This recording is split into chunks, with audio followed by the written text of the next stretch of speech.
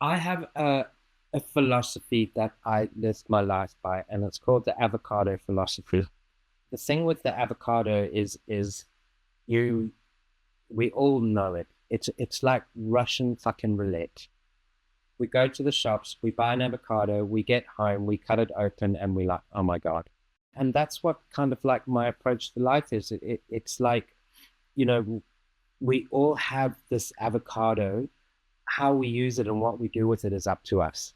We can sit there and look at it and look at it and hope that it's going to be ripe and not know what's on the inside and be afraid to cut it open. But that's what it is like with life, like we have these masks on all the time. The Mm. avocado looks perfect from the outside, but we never know what's going on the inside. And sometimes kind of like you just have to cut it open. And for me, that's what stopping is about. Like it's about cutting my avocado open, and then whatever's inside is inside. Hmm. But often I don't stop because I'm afraid of what's going to happen. I'm afraid of the thoughts. I'm afraid of the this. I'm afraid of the that. But I'll never know Mm. until I cut it open. I'll never know what's going to happen when I stop if I don't stop. Mm.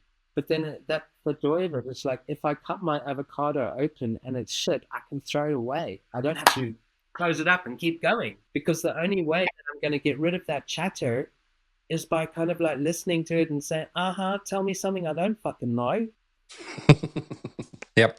Because it's not, this is my opinion, it's not the chatter that I'm afraid of. Mm. It's the conversations that I have with the chatter that make me scared. Okay. Yes. Yes. So I can have these Yep. thoughts. I can have these thoughts, but Mm. how I engage with them, that's what makes them scary. I'll use my own experience. I live with schizophrenia. Sometimes there is stuff that goes on in my head that I really don't like. And that is very tiring and very draining. I was using the example earlier on, like I'm on my bike and there's a lorry coming Mm. and it says, go, push it. And it's like, I'm riding the bike. If you want to fucking do it, mate, you get on the bike, you ride, and you ride into the truck. And it's like, oh, I can't do that, can I? Mm. You know? And then you can take Mm. it further. This is my example. I can take it further. It's like, well, if you want me to top myself, you're not going to be around. So what's that going to achieve? So we can have Mm. these thoughts, but it's how we engage with them when we stop. I find this goes back to what we were saying at the beginning.